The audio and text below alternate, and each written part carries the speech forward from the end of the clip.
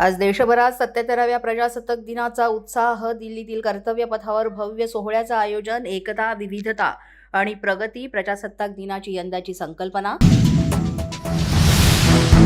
दिल्लीतील कर्तव्य पथावर 30 चित्ररथाच्या माध्यमातून भारतीय सामर्थ्य आणि संस्कृतीचं दर्शन. पहिल्यांदाच 21 स्वदेशी तोफांद्वारे सलामी.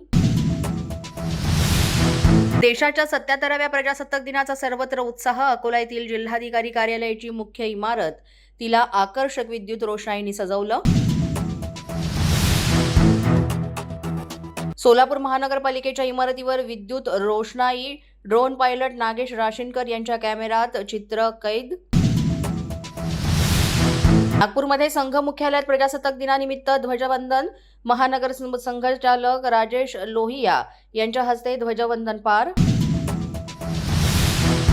प्रजासत्ताक दिनाचं औचित्य साधत पंढरपूरच्या श्री विठ्ठल रुक्मिणी मंदिरातही तिरंगी रंगाची सजावट पाहण्याकरता आणि दर्शनाकरता भाविकांची गर्दी. भंडाऱ्याचे पोलीस उपनिरीक्षक गंगाधर घुमरे यांना राष्ट्रपती पदक. महाराष्ट्रातील 89 अधिकारी आणि कर्मचाऱ्यांना विविध क्षेत्रातील कामगिरीकरिता पुरस्कार जाहीर.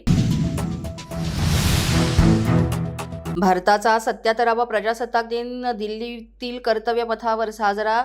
लष्करी संघसंचालन, विविध राज्याचे चित्ररथ, भारताच्या विविधतेने नटलेल्या संस्कृतीचं प्रदर्शन.